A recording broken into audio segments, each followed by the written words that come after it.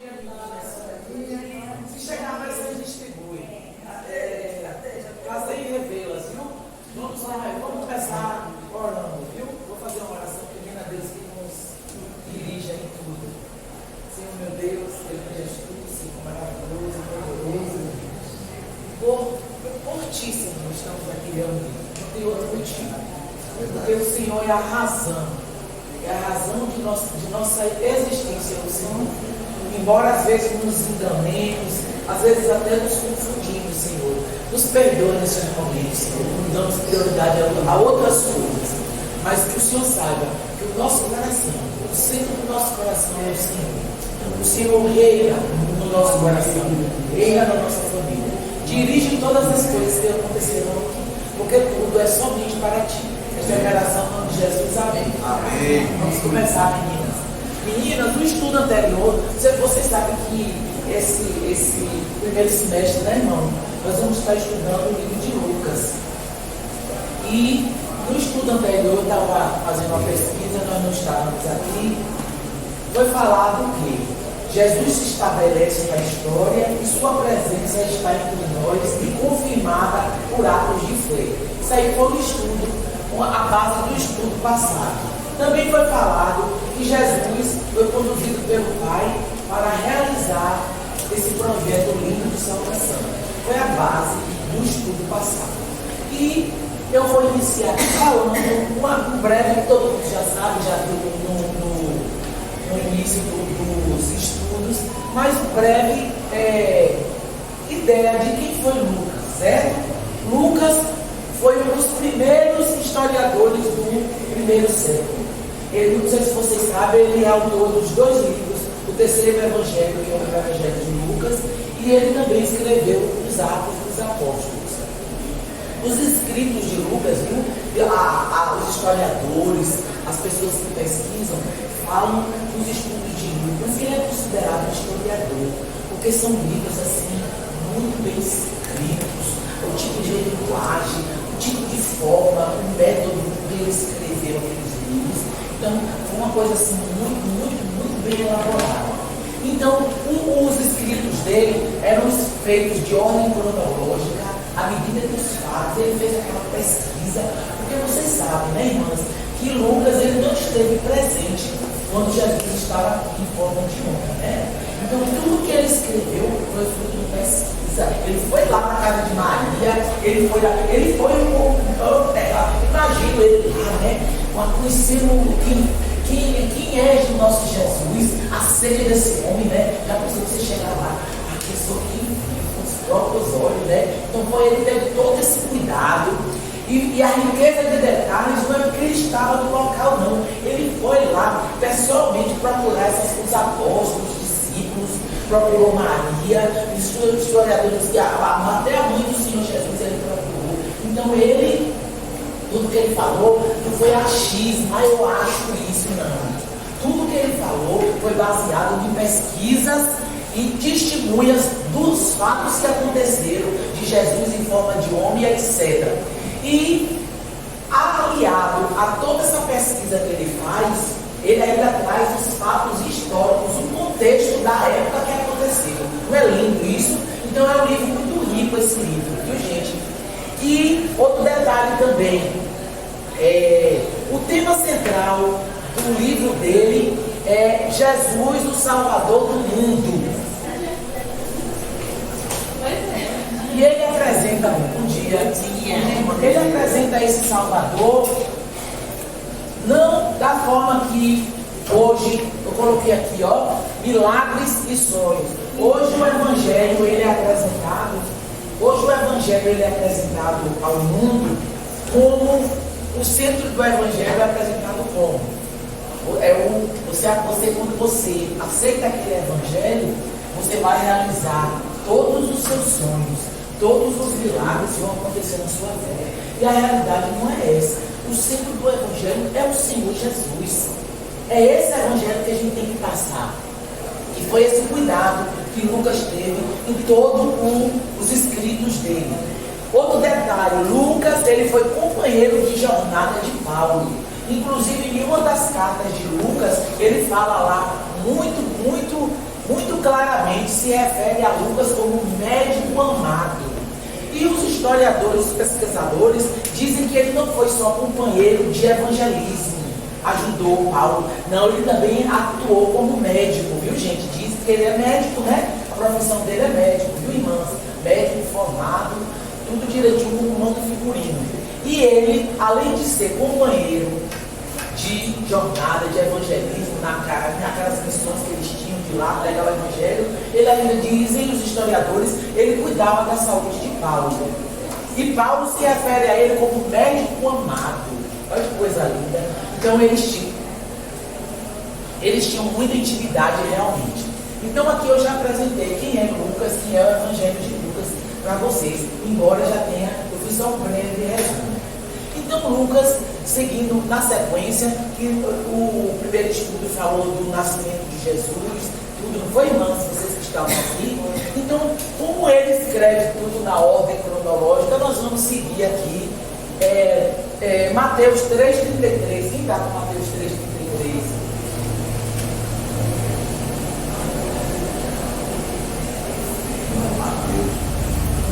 Mas está aí. Porque é Mateus 3,3. Isso, é esse meio. Diga aí. Porque este é o anunciado pelo profeta Isaías, que disse: Vós que clama no deserto, preparai o caminho do Senhor, endireitai as suas veredas. Olha aí o profeta, olha gente, a vida desse homem, João Batista, ele já foi profetizado lá na época de Isaías. Olha que coisa linda. Isaías já estava falando sobre esse homem que viria preparar o caminho para o Senhor. E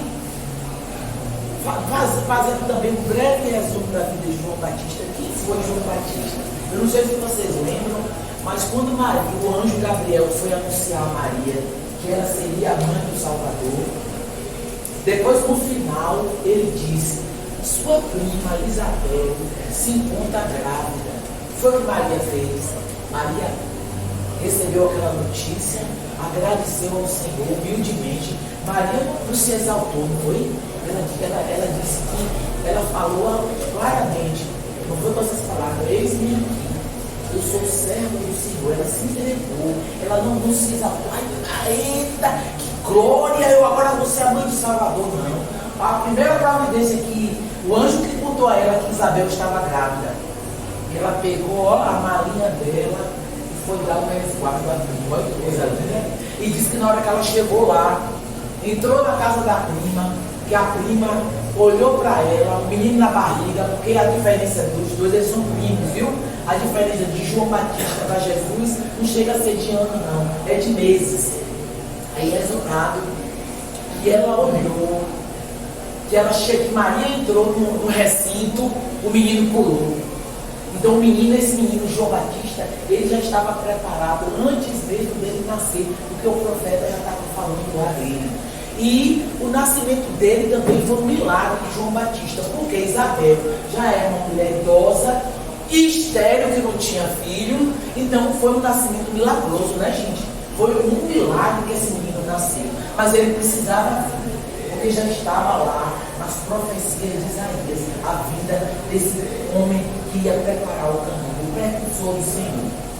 Então, ele sabia, João, antes, no ventre, ele já percebeu qual era o chamado dele, né, gente? Porque na hora que aquela criança percebeu aquela presença da mãe do Senhor Jesus ali, e ele pulou, então ele já sabia o propósito da vida dele. E na Bíblia tem falando que o anjo deu como é que esse menino deveria ser tratado. Ele disse ao pai dele. O pai dele era sacerdote, ele vem de uma linhagem sacerdotal, viu? Ó, ele provavelmente, se não tivesse esse chamado, ele seria o próximo sacerdote. Isso ia passando de família, de geração em geração. Mas ele escolheu ser um homem diferente, porque ele tinha um chamado. João Batista tinha um chamado desde antes dele nascer. Então, ele escolheu, sabia o propósito da vida dele, era de uma linhagem sacerdotal, mas ele era diferente. Ele continuou como sacerdote do Senhor, mas como? A comida dele era diferente. Vocês veem na Bíblia, ele comia mel e gafanhotos. Ele tinha isso, se vestia de peles de animais. O lugar que ele pregava, o pai dele trabalhava no templo, né? Ele pregava onde? Diz nos desertos. Mas eu estava lendo, os historiadores falam que não era no deserto, ele ficava no deserto, em oração, né? Eu imagino ele lá em oração, né? Aquela comunhão que ele tinha com o Senhor, mas ele pregava para as multidões e das cidades, pregava. Mas como o Senhor, lembra que Jesus se retirava assim para orar? Eu acho que era essa questão, ele se retirava para ter aquele momento com o Senhor, mas ele ficava muito tempo no deserto, viu, irmãs? E ele também tinha uma roupa diferente. Ele deixou para trás aquelas roupas parlamentares que o pai dele usava, como sacerdote, Zacarias, né? Zacarias era sacerdote, o pai dele, e ele foi um sacerdote, mas escolhido pelo próprio Deus, com a missão linda e gloriosa, que é preparar. Ele é conhecido como a voz que clama no deserto. E eu coloquei aqui, ó, deserto existencial. Quantos de nós não estamos vivendo esse deserto existencial? Não é, gente? Então, quando a gente fala que a voz que clama no deserto, essa voz somos cada um de nós. Nós precisamos abrir, já falei, abrir essa boca santa, e falar desse amor. Esse amor que salva, esse amor que retira todo o desespero, a solidão, a amargura, a humilhação e os conflitos. Quantos de nós não estamos vivendo isso? Tem gente que está vivendo uma coisinha só dessa, mas tem gente que está vivendo todas elas, 2 ou 3, ou mais. Um minutinho só para dar uma vista. Lembrar aos irmãos que a revista desse trimestre está lá aguardando vocês para serem adquiridas. Continua o mesmo preço, aqui é a colaboração de R$10. Ok. Então, viu, gente? É esse deserto existencial que o mundo vive. O mundo que eu falo é aquele colega seu de trabalho, é aquele colega da academia, é aquele colega da faculdade, é até gente da casa da gente.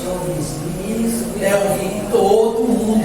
Então, não é você estar julgando ninguém, não. Chama para orar, é uma arma, a minha arma secreta é a oração. Eu sempre disse, você quer que eu ore com você? Você quer que eu ore com você? Porque aí não sou eu. Ali durante a oração, o que é que acontece? O Espírito Santo vai agindo. Quem sou eu? Quem sou eu? Então, essa voz que clama no deserto somos cada um de nós. Nós temos que ver esse exemplo de João Batista.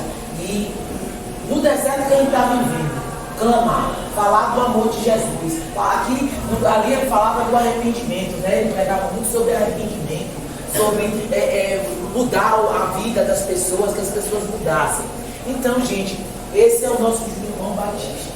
Ele veio preparar o caminho. E tem uma coisa linda, viu, que eu acho, quando ele foi preso, viu? Porque ele também é outra coisa. Ele não tinha medo, não. Ele falava mesmo, podia ser rei, podia ser quem fosse, a autoridade que fosse. Ele tinha consciência da missão dele, raça de víboras. Ele não tinha, não media. Quando chegava aqueles sumo sacerdote, ele chamava de raça de víboras. Ele não tinha papas na língua. Então o que acontece? Ele foi falar sobre o adultério do rei, o rei casou com a esposa do irmão, com a corrente. Mas isso foi o mínimo que a Bíblia fala. Imagine as coisas que aconteceram nesse palácio.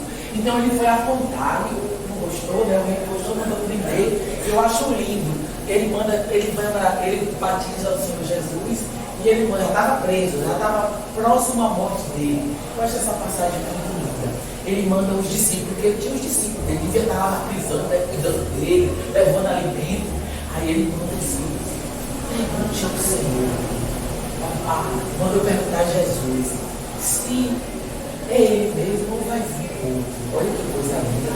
Aí Jesus mandou responder a ele. Conte a ele o que eu estou fazendo. Pronto, acabou. Conte a ele o que eu estou fazendo aqui. Os milagres, ou como o povo tem se rendido a mim, o que está acontecendo. Não é lindo? Então a gente sabe de tudo isso. Porque a gente tem dúvida. Mas acontece, irmãos. Acontece.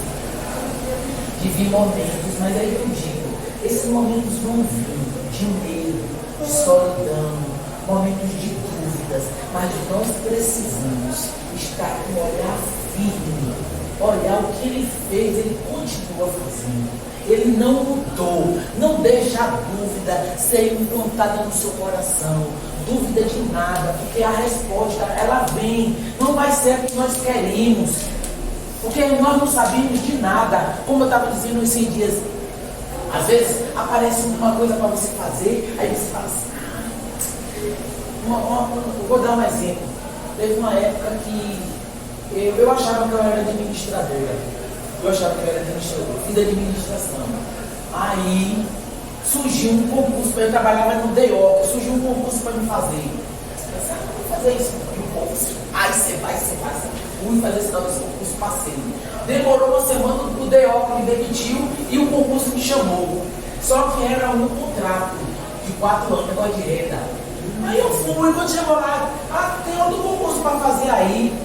É para um professor efetivo, mas eles não querem fazer, vocês abriram para todo mundo, até o pessoal que é contratado. Fui fazer, bora fazer, fui indo, né? Mas não foi eu, foi o senhor que está me enganando. E na época eu vi muita gente falando assim, uma porcaria dessa, ficar aqui, e depois a gente vai sair, a gente vai perder o nosso emprego, é só um contrato. Como é assim? Gente, Deus está lá, ó, no alto, a gente só está vendo aqui. Olha o que aconteceu, por causa desse concurso de 4 anos. Eu fiz meu curso de matemática, minha licenciatura que eu tinha, que o governo pagou tudo.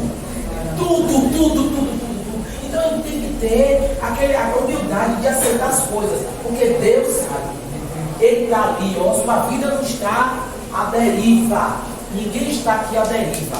Então, que nós possamos entender a nossa missão.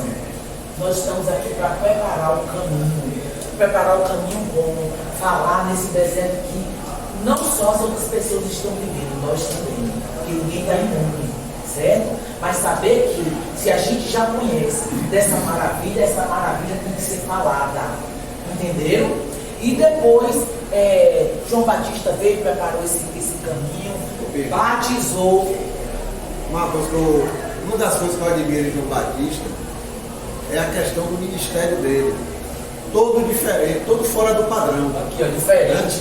Nome diferente. Voz que clama do deserto. Por quê? Porque ele ficava na periferia da cidade, nas áreas desérticas, né, que ali é o Oriente Médio, pregando lá. Ele não vinha para dentro da cidade pregar, não, ele ficava lá. Então, com o tempo, formou um discípulo, formou um segundo. E esse discípulo levava as pessoas, e aí começou a ter um burburinho, tem um doido lá no deserto, lá fora, pregando umas coisas lá, de se falando em nome de Deus. E aí as pessoas começaram a procurar João Batista fora da cidade. Lá no deserto, para eles ali, como se fosse deserto, para você também, né? Mas fora da cidade. Não fez um milagre. Verdade. Mas às vezes disse, não houve profeta igual a João Batista até ali. Um ministério todo diferente. Verdade. E ele veio não para ser o escritor de um livro, não para ser o rei, não. Veio para preparar o caminho para outro. E agora que ele chegou, importa que eu diminua e ele cresça. Todo diferente. Muita humildade. Como a gente tem que ter consciência do que Deus, para o que Deus nos chamou. E se colocar dentro do que Deus planejou para a nossa vida. Porque fulano está não sei aonde. Se diz que, ó, o que tem para hoje, é isso que você tem que pensar. O que é que Deus tem hoje para mim? Porque meus sonhos, ó, Jesus não veio para fazer isso, para realizar sonhos de ninguém, nem para fazer milagre. Ele veio para nos salvar, para que nós possamos, no futuro, termos a vida eterna junto com Ele. Quem é que está com Marcos 1, de 4 a 6? Apareceu João batizando no deserto, pregando batismo de arrependimento, da remissão de pecados. Toda a província da Judéia e todos os habitantes de Jerusalém tinham tempo por ele. E todos eram batizados por ele no Jordão, confessando seus pecados. E João andava vestido de pelo de camelo, com cinto de couro em redor dos seus lombos, e comia gafanhotos e mel silvestre. A primeira maravilha desse homem, um homem simples, mas que até hoje a gente fala dele, né? Fala com realmente uma admiração da entrega. Ele realmente entregou a vida dele ao Senhor. E essa entrega que nós temos que ter. temos que entregar nele, confiar, saber que a nossa missão primordial não é adquirir títulos, não é comprar aquela mansão maravilhosa, tudo isso é bacana, vamos conquistar, dá prazer, dá conforto, mas não é a meta central de nossas vidas. A nossa meta é levar mais pessoas ao Senhor Jesus, que nós já o conhecemos, certo? Então, ele batizava no deserto, e ele chegou o momento que ele batizou o Senhor Jesus. Jesus foi batizado no deserto. E depois, assim que o Senhor Jesus foi batizado, quem é que está com Lucas 3, 21, 23? É 21, 22. Isso. E aconteceu que, como todo o povo se batizava, sendo batizado também Jesus, orando ele, o céu se abriu e o Espírito Santo desceu sobre ele em forma corpórea, como uma pomba. E ouviu-se uma voz do céu que dizia: Tu és meu filho amado, eu te empenho com prazer. Gente, aí é o momento que o Senhor Jesus foi batizado. Mas, anteriormente, o versículo não fala tudo. Mas vocês lembram que João Batista batizava, o povo se arrependia, uma nova vida. Aí chegou o momento do Senhor Jesus. Aí o Senhor Jesus chegou, no momento que devia dar muitas pessoas ali, e o Senhor Jesus chegou, e ele disse, ele orou, ele disse: o Senhor vem a mim. João Batista falou no livro dele: o Senhor vem a mim, eu não sou digno nem de desamarrar sua sandália. É coisa linda, né, gente? Eu não sou digno nem de desamarrar sua sandália. Aí o Senhor Jesus é obediente, né? O Senhor Jesus é perfeito. Vamos seguir o protocolo. Olha que coisa linda. É um exemplo pra gente. Não, a gente quer se achar, porque tem um dinheirinho, porque tem isso, porque tem aquilo, porque minha pele é mais cara, porque ontem mesmo, todo dia eu vi um colega me falando, todo mundo agora quer ser negro, todo mundo bota agora, eu sou negro, cara de cota, né, para entrar nesse concurso. Nós temos que ser verdadeiros, entendeu? E João Batista, ele foi esse homem, um exemplo para nós, e o Senhor Jesus, outro exemplo de humildade. Não, vamos, olha o que ele falou, vamos seguir o protocolo. Então, irmãos, vamos seguir o protocolo, viu? Não vamos nos engrandecer. Porque eu conquistei isso, porque eu tenho isso, e todo mundo tem que me reverenciar, eu tenho que ser tratado melhor nos lugares por isso. Olha o que foi que o Senhor Jesus falou. Ele reconheceu o Senhor Jesus. Eu não sou digno nem de amarrar a sandália do Senhor, o Senhor está aqui para me batizar. Vamos seguir o protocolo, viu, irmãs? Vamos seguir o protocolo. Vamos deixar essas amarras, esse engrandecimento pessoal, porque eu estava conversando com o irmão sobre isso. Quando nós nos exaltamos e quando outro nos exalta, tenham cuidado, porque a única exaltação que dá realmente prazer a gente é quando vem do trono do Senhor, porque essa exaltação, ninguém toca, ninguém muda. Entenderam? Então a gente tem que ter essa humildade. Então, o que foi que aconteceu? Jesus foi batizado, diz que logo após esse batismo, esse versículo que a gente leu aí, ele foi levado ao deserto. Eu vou pedir, irmão, leia aí para mim Lucas 4, de 1 a 13, por favor. 1 a 13. Porque esse texto é longo, eu deixei para ser lido. E Jesus, cheio do Espírito Santo, voltou do Jordão e foi levado pelo Espírito ao deserto. E 40 dias foi tentado pelo diabo. E naqueles dias não comeu coisa alguma. E, terminados eles, teve fome.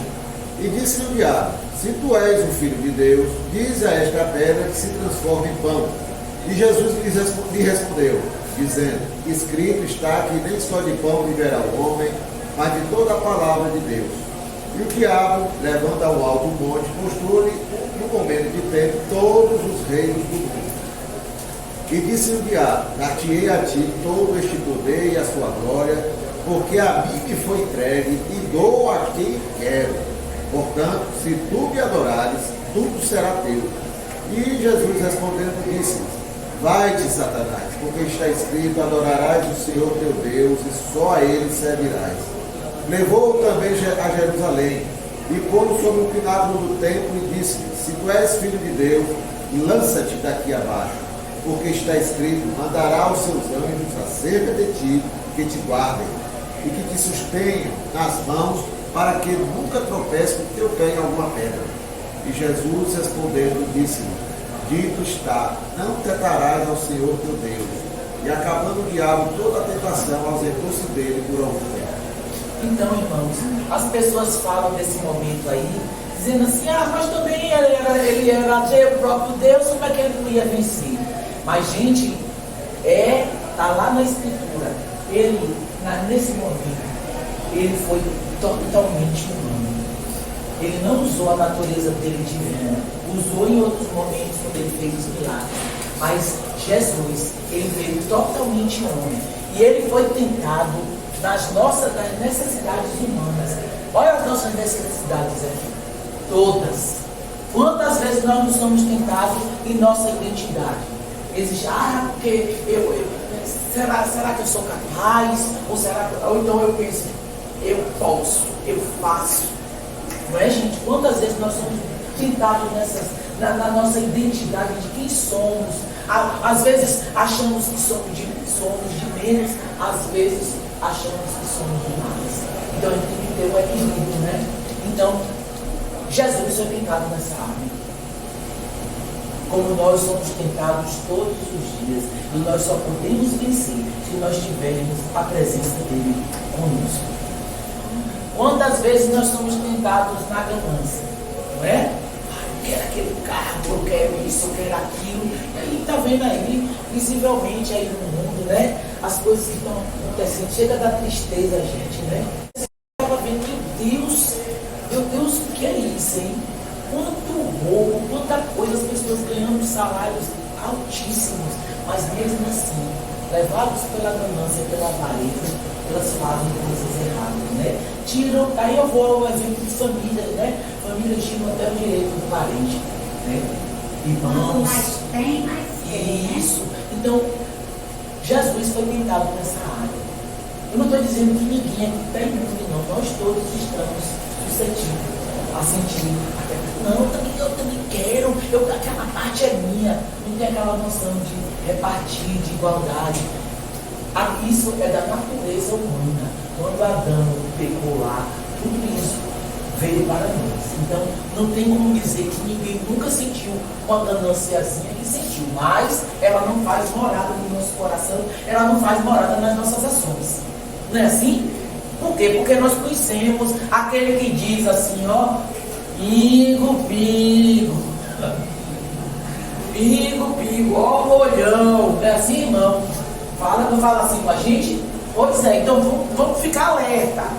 Porque o Senhor, ele venceu a ganância. Porque os erros do mundo, Satanás é pobrinho, né? Oferecer isso ao filho do próprio Deus. E como é que ele pode oferecer isso aos filhos do próprio Deus? E a gente pegar e cair. A gente pode desconfiar. Eu estava dizendo, amiga minha, e assim, a gente pega até em pensamentos, mas esses pensamentos não fazem morada. É esse o detalhe. Ninguém aqui, nunca me achei melhor do que ninguém, eu sou humilde. Mentira. Eu nunca botei o olhão em uma coisa que eu queria de qualquer jeito. Mentira. Agora, só que isso não se transformou em uma ação. Não é verdade? Não se transformou, veio na cabeça, mas menina. Espírito Santo, menina. Espírito Santo fala. Ele tem um jeito de falar com cada um. Jesus foi tentado no nosso autossuficiência, poder. Esse trabalho aí, só eu faço esse trabalho aí. Ninguém faz igual. Então ele foi tentado em tudo. E irmãos, está lá na Bíblia, foi a natureza humana dele. Por isso que ele veio em forma de homem. Não vem para cá com essa conversa que as pessoas ficam tentando desfazer isso aí. Que mas também Jesus, não. Ele foi totalmente humano. Mas os objetivos dos escritos de Lucas foi justamente mostrar a humanidade de Jesus. Você pega todos os textos, ele é sempre apontando para o lado humano de Jesus naquela situação. E aí, e Jesus ter sido levado ao deserto e ter sofrido as tentações, que não foi só essas três é resumindo as áreas que Satanás investiu. Satanás não iria investir em cima de Jesus para derrubar Jesus se Jesus não tivesse na sua, vou dizer, fragilidade humana como nós somos. Isso. Ele sabia, é o momento, é a hora. Agora eu não vou Agora ganhar. eu tenho minha oportunidade, vou tentar derrubar esse rapaz aí e terminar o propósito de Deus e a missão dele. Não sei que missão é essa que ele vai fazer, ele não tem conhecimento de tudo. Mas era o momento de ele atacar. Ele sentiu um perigo aí. Como ele sente um perigo com cada um de vocês quando vocês entram numa empresa, quando vocês estão trabalhando. Aquelas perseguições é o quê? O inimigo sabe do perigo ali. Olha, essa criatura aqui vai me dar trabalho aqui. Aí começa a falar de Jesus aqui e eu não estou nem afim. Aí começa a me perseguir ali. Mas só que tem um detalhe que eu preciso chamar a atenção de vocês. Que tudo isso aqui, ó. Esse vencer dele, ele você lembra como o Espírito veio em forma de terra, ele se encheu, a missão dele começou ali. E a nossa missão já começou, viu gente? Não está esperando mais nada aí não, viu? Nossa missão já começou. Ninguém tem que esperar mais nada aqui não. Não sei que lá tem que me preparar mais, não. Tu já aceitou Jesus? O Espírito Santo tu já veio? Pode falar, irmão. Eu acho até legal, porque fala logo depois que Jesus foi cheio do Espírito Santo também do deserto. E tem outras coisas assim também que sempre fala que Jesus estava sendo sempre guiado pelo Espírito Santo. Mas não era nem isso que eu ia falar, era dessas questões, por ele ser um homem e ele ter se transformado em um homem, para vir, ser cheio do Espírito Santo, ser guiado a todo momento, como nós somos hoje. Sem pecado, ele hoje pode ser, é por isso que ele fala que ele pode ser nosso advogado, porque é isso que deu legalidade a ele. O fato dele ser nosso advogado antecedeu isso. Então ele ter passado por todas essas coisas, como o Espírito Santo em si, foi o que deu legalidade a ele de hoje chegar no frente do Pai e dizer, eu sei o que ele está sentindo, mas eu passei da vida aqui. Perceber na pele deles. Olha, aí o que foi que aconteceu? Ele foi tentado em todas essas áreas que nós somos tentados todos os dias. Mas ele experimentou nossas fraquezas para vencê-las e nos dá condições de vencê-las também. Tem alguma dúvida? Não. Podemos vencê-las, mas só com Deus. Ninguém sozinho vence nada disso. E outro detalhe que tem no final do texto falando. Ele foi tentado sempre. Às vezes as pessoas falam que Jesus só foi tentado aí. Não, irmãos. Todo o ministério dele foi tentado. Todo. Em tudo ele foi tentado. Mas ele não titubeou. Ele sabia a missão dele. Como eu falho. Mas eu sei a minha missão. E cada um de vocês aí sabe a missão. Nossa missão também. Nós precisamos falar do que Jesus, muitas vezes você pode até não orar. Não fale que Jesus fez na sua vida, olha que testemunho, coisa linda, testemunho do que ele transformou em você, do que era você. As pessoas até vão dizer, veja como a minha vida é diferente. Não mudou, aquela criatura como ela está diferente. Mas precisamos, porque Jesus está voltando. É isso que eu só digo, Jesus está voltando. Essa situação que você abordou é tão importante como assim. A gente às vezes passa por um problema, e muitas vezes uma pessoa que está do outro lado fala, isso gente, não é crítico porque está aí, com tanta dificuldade, com todo problema. Aí a gente vê que Deus ele fala, não é porque que a gente está com ele que a gente não pode passar por dificuldade. E Jesus ele mostra aí claro que ele passou por dificuldade aqui no mundo, que ele estava com Deus, ele estava com o Pai dele, e ele passou por dificuldade. E venceu. E até mesmo a gente às vezes fala assim, porque eu estou passando por tanta coisa, eu não tenho fé, eu não tenho Deus dentro de mim. Aí é para a gente saber também que Deus está com a gente nas dificuldades. E é para a gente romper essa dificuldade com ele, não sem ele. Com ele, só vencemos com ele. Com ele. Olha, outro detalhe. Jesus, em momento nenhum, usou o lado humano. Eu acho que não tem nada a ver com o diabo esse negócio aí. Eu acho isso. Ele foi na palavra. Ele não usou é como é o nome? Argumento humano. Não, estou esperando uma promessa aí. Não, eu sou parente de não sei quem. Ou meu primo me batizou, eu estou tranquilo. Ele foi na palavra. Foi a arma que ele usou. Nós temos que ter muito cuidado com isso. Para a gente estar falando o que a gente acha, a gente tem que ir na palavra. Citar o versículo. Porque é o versículo, é a palavra que tem poder. Os nossos achismos, deixa de lado. Jesus, ele não fugiu da palavra, ele não fugiu do que o Senhor tinha para ele e tem para todos nós. Porque quando nós vencemos, quando a tentação chega, quando acontece, como você falou aí, não é para derrubar ninguém não, não é para destruir ninguém não. Se ela veio, minha mãe diz que a avózinha dela, a mãe dela, Deus dá o frio conforme o cobertor. Não é isso? Então ele sabe que nós vamos aguentar aquilo. Porque quando nós vencemos, Deus quer nos qualificar no momento da tentação. Nos qualificar, nós nos cheguemos mais a Ele, que a nosso processo de santificação ele vai se aprimorando. Ele não faz como o inimigo, que quando nos tenta, ele quer nos desqualificar diante do Senhor. Olha para ele. Como é que está? Seu filhinho. Olha sua filhinha ali, como é que está. Então a gente tem que ter muito cuidado com o que pensamos, principalmente, porque os nossos pensamentos, pecamos em pensamentos, viu? Pecamos em pensamento, mas como eu disse, peca, mas não faz morada, nem se transforma em ação. Aí, pede o Senhor, não tira esse negócio da minha cabeça, ele tira. Mas, esse cuidado que nós precisamos ter. Pecamos em pensamentos, pecamos em ações, entendeu? Então nós temos que ter esse cuidado, porque a tentação vem para todos. Chega aquele rapaz, menina nova aí, um casal aí, aquele gado, uns falando de Jesus, bota o joelho no chão, vai orar para ver se é de Deus mesmo.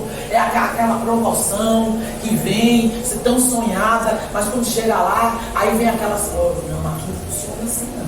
Isso aqui é só aqui, a burocracia é diferente, ele faz diferente. Você vai aceitar um negócio desse? Não é melhor você voltar para o seu lugarzinho de origem? Então tudo isso nós somos tentados em tudo. Na hora que tem uma herança, morre um ente querido. Não, mas eu cuidei mais de minha mãe, eu que amava mais minha mãe, então eu tenho que ganhar mais. Olha os argumentos, cuidado, porque a tentação vem, mas ela só tem um objetivo, nos qualificar diante do Senhor, ou nos desqualificar. Então a gente não pode ter esse olhar, deixar cair nessas tentações aqui. E nós temos aqui, vimos quem era João Batista, a missão dele, ele cumpriu a missão dele, ele preparou o caminho, batizou o Senhor Jesus foi tentado no deserto, venceu, nós somos vencedores junto com ele. E finalmente, Jesus batizado, ele começa o ministério dele, é coisa linda, né? Não parou um minuto.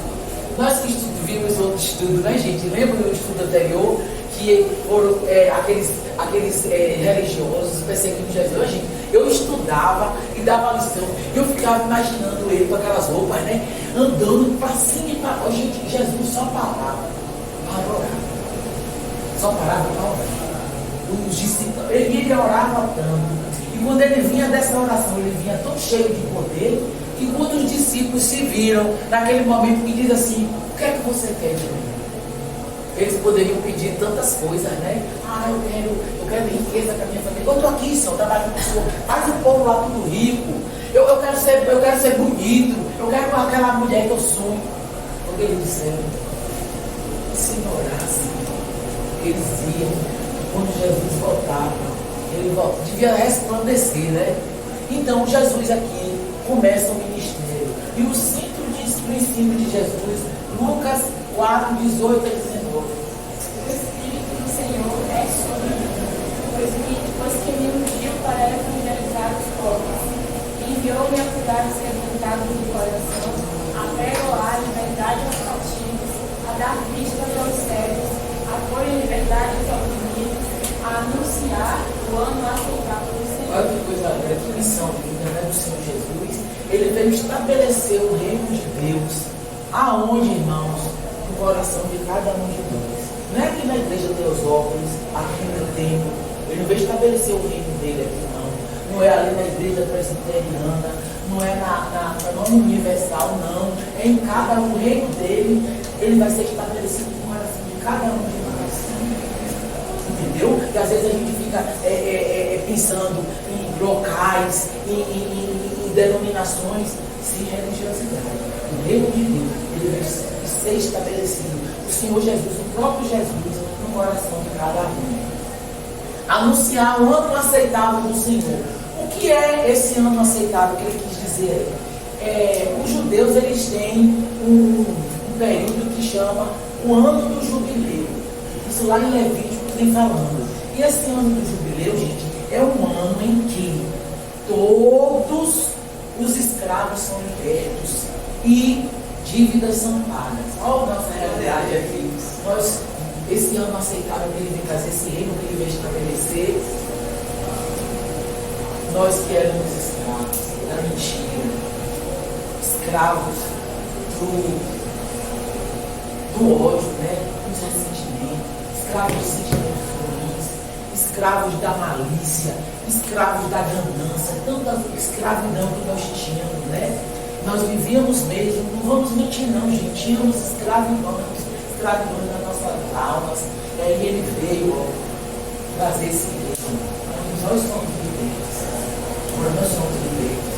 Ele veio o que nós devíamos, de coisas erradas que nós fizemos lá no passado. Aqueles erros que o inimigo apontava todo dia, que a gente tinha vergonha até de nós mesmos. Ele veio e pagou tudo. Todo mundo zerado, a conta está zerada. Então é coisa grande esse ano aceitável do Senhor. Ele veio libertar, ele veio, pagou tudo, nunca errou, nunca fez nada de errado, mas ele tinha que vir pagar esse preço. Por quê? Porque os profetas que vinham não eram acreditados, porque eram homens como nós. O Senhor Deus já sabia disso. Ele sabia desde a fundação do mundo que tudo isso ia acontecer. Então tinha que vir esse sem pecado. Veio como homem, mas não veio, foi firme. E é essa firmeza que nós temos que ter. Não vamos deixar o inimigo fazer morada no nosso coração. Ele pode vir e implanta 24 horas, o dia todo você fica ali e a gente fica inquieto. Porque não está casando com o Espírito Santo que está em nós. Nós ficamos inquietos. Ninguém chega uma oferta, uma tentação, que você fica ali, não, tranquilo, não. Começa a ter conflito. O Espírito Santo mostrando. E está vendo. Eu preciso. Vem a necessidade humana, que eu preciso daquilo. Eu preciso melhorar a vida da minha família. Eu preciso isso. Então ele veio para fazer isso. É coisa grande para o Senhor Jesus. Ele veio anunciar o ano aceitável do Senhor. Quando nós aceitamos ao Senhor Jesus, buscamos a Ele, queremos melhorar, nós somos libertos e nós estamos ali diante do Senhor. Podemos agora, Ele pega na mão de cada um de nós assim, e leva na presença do Senhor, o Santo dos Santos, que antes só quem poderia ir era o sumo sacerdote, né? E agora Ele pode nos levar, olha que coisa linda, na presença do Santo dos Santos, porque Ele é o nosso sumo sacerdote. Jesus ensina com autoridade. É o nosso texto base. Leia de novo, por favor, 4:32, Lucas. E muitos se maravilhavam da sua doutrina, porque a sua palavra era com autoridade. Olha que coisa linda. Eu tenho um aluno, viu, gente? Ele é muito inteligente. O povo que é metido em política. E ele também é ateu, ele se diz ateu. Aí ele fica comigo, eu lidero essa matéria, eu sou professor de matemática, religião para me dar. Então eu fico observando isso muito quieto, muito observando.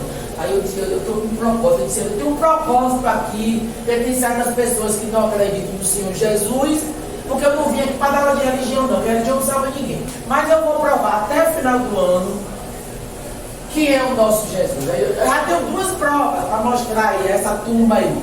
Aí ele fica lá me olhando. Em primeiro lugar, o Senhor Jesus tem a história do mundo. Olha, pega o livro de história de vocês aí. Depois, se tiver tempo, vamos no Google, se vocês quiserem. Olha aí, se tem falando bem assim. Não sei o que aconteceu antes de Buda e depois de Buda. Olha aí se tem depois. Olha se tem antes de Hitler, depois de Hitler. A história da humanidade. Até o mundo teve que se dobrar a ele. A história da humanidade é dividida com o nome dele, antes dele. Então ele marcou a história. Como ele disse, não existe. E ele me olhando. E depois eu quero perguntar a vocês, na face dessa terra, quem é que já nasceu rei? Tem alguém aí que nasceu rei? Me diga aí na história quem foi que já nasceu rei. Porque eu só conheço um rei dele. Quem é o rei dele? Ele não já nasceu rei? Rei dos reis. E ele lá quer. E não se preocupe não, que até o final do ano eu vou lhe mostrar. Viu como ele é incomparável. Eu já lhe dei duas situações em que ele é incomparável. Porque as pessoas que nascem são presumidamente reis. Podem ser depostos, pode ser morto, né? Como aconteceu com muitos que foram envenenados, o cunhado assumiu, o tio assumiu, ou até uma pessoa que não tinha nada a ver, era um dos secretários. Então, o único que nasceu rei foi o Senhor Jesus. Então, é esse Jesus que ensina com autoridade. Esse homem que o nome dele é incomparável. E é a nossa única esperança. Misericordioso, nos perdoa e sua graça nos conduz ao trono de Deus. Isaías 61, de 1 a 2. O Espírito do Senhor Jeová está sobre mim, porque o Senhor me ungiu para pregar boas novas aos mansos. Enviou-me a restaurar os contritos de coração, a proclamar liberdade aos cativos e a abertura de prisão aos presos, a pregoar o ano aceitável do Senhor e o dia da vingança do nosso Deus, a consolar todos os tristes. Amém. Amém. Isso aí, gente, o profeta Isaías já lá, ele é conhecido, né, o profeta Isaías, como um profeta messiânico. Por quê? Porque os escritos dele nos mostram claramente a vida do Messias. Ele foi o profeta que mais falou, que mais fez profecias quanto à vida do Senhor Jesus. E para refletir, nós somos a voz que clama no deserto. Não podemos deixar de pegar esse título, voz que clama no deserto. Nós somos o deserto dentro da casa da gente. Porque quantos de nós vivemos esse deserto, né?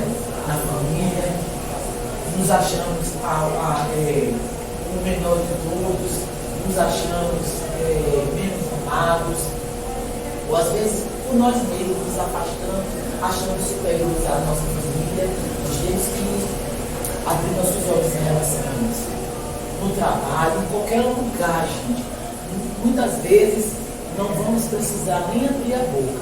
Basta o nosso conteúdo. Basta o que nós mostrarmos que aprendemos do Senhor Jesus. Nós agora somos humanos. Temos que olhar. Temos que mostrar o lado santo do Senhor. O Senhor veio como humano, ou como Deus, mas Ele mostrou o lado humano. E agora nós somos humanos e precisamos mostrar o lado santo dele. Não é lindo? Não é lindo isso, gente? É grande isso. Porque ele veio como homem e se mostrou por toda a natureza humana, mas ele venceu. E nós agora estamos aqui, nós precisamos mostrar claramente, não é de boca não, é com nossos atos. Mostrar a santidade dele que nós estamos buscando.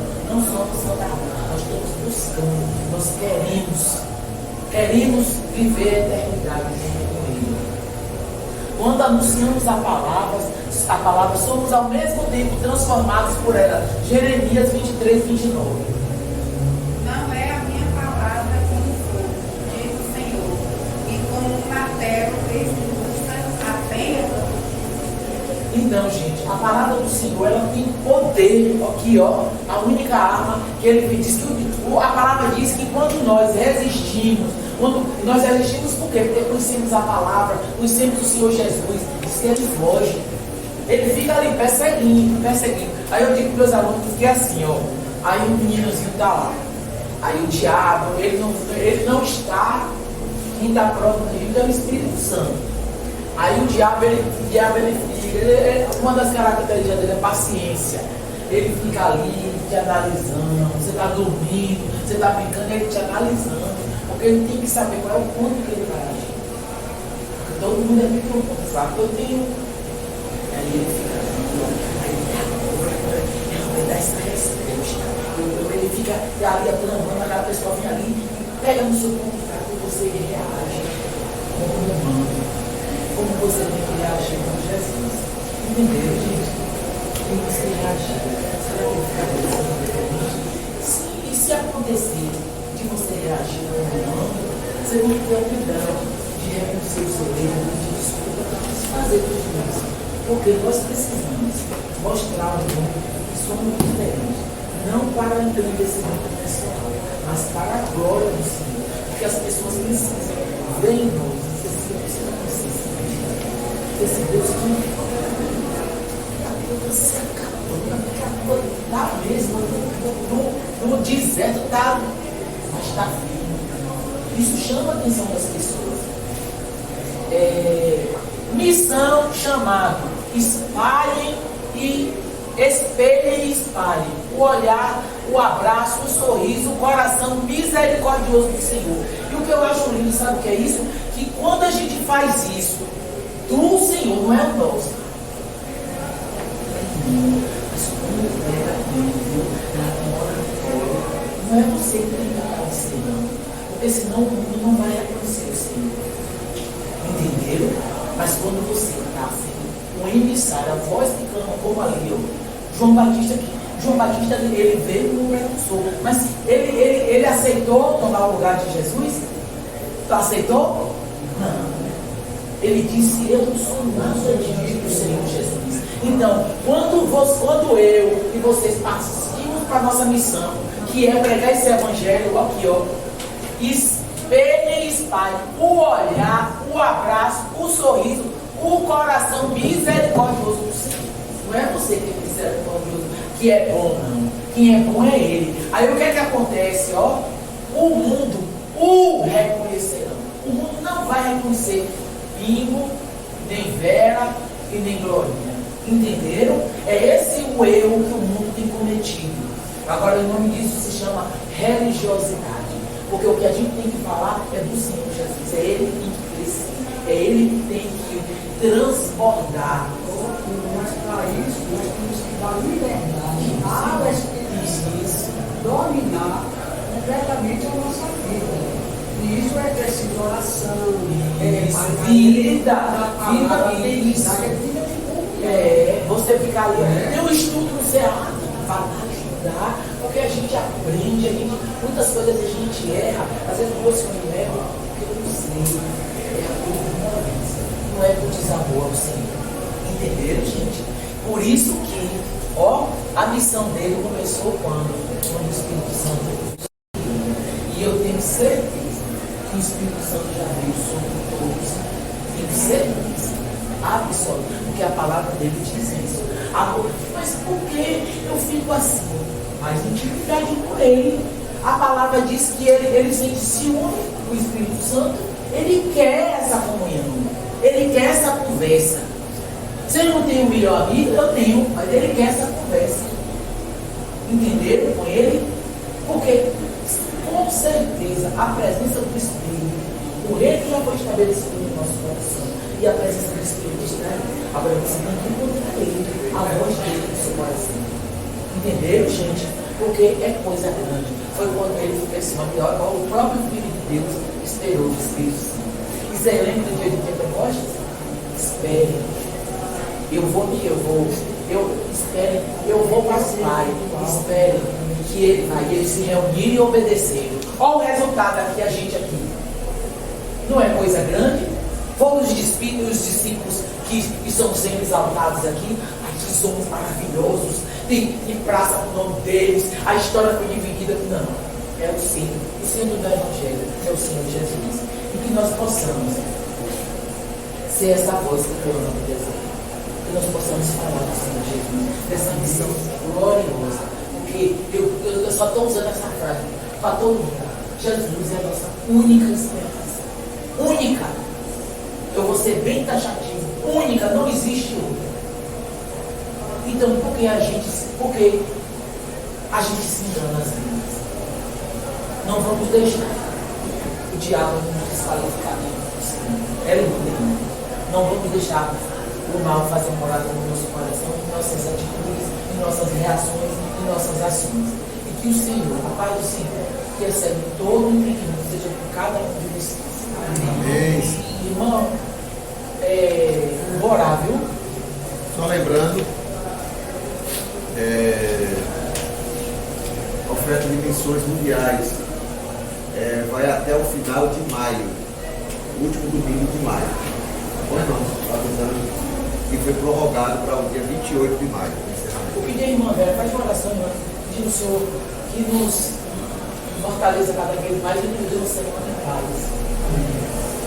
Poderoso Deus, Pai querido, amado, Pai Senhor, e damos a tua graça para agradecermos pela tua infinita bondade e misericórdia que se renova a cada momento sobre as nossas vidas, Pai. Obrigada, Senhor, por esta graça, por esses desejos, Pai, pois a cada dia, Deus, Senhor, nos acrescenta o conhecimento de Ti através da tua palavra. Nos ajuda, meu Pai, a sermos um canal de bênçãos, a sermos bênçãos através de que possamos chegar até outras pessoas que nos podem, através do nosso testemunho, das nossas ações, o teu Santo Espírito possa nos usar, meu Pai, segundo a tua vontade a cada dia. Use, Senhor, com o teu poder, com a tua autoridade as nossas vidas, capacitando cada professor, cada aluno, e que esta mensagem, o índio de Jesus, clame forte cada dia mais em nossos corações, de tal maneira, meu Pai, que nós não nos sintamos impossibilitados, diante de Ti, de estarmos convidando pessoas, falando e engrandecendo e exaltando o Teu nome.